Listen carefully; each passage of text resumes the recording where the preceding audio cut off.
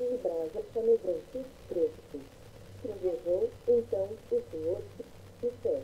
O Altíssimo levantou a voz, e longe grãos de brasas de fogo 14.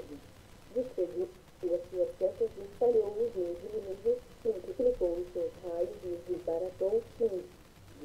Então se viu o leito das águas, e se descobriram os fundamentos do mundo pela sua repreensão, Senhor, pelo grande de fundar as suas narinas, 16. O alto estendeu ele a mão e me tomou, tirou-me das muitas águas, 17. Livrou-me de forte inimigos que me aborreciam, pois eram mais poderosos do que eu, 18. Assaltaram-me no dia da minha calamidade, mas o Senhor me serviu e amparou, 19.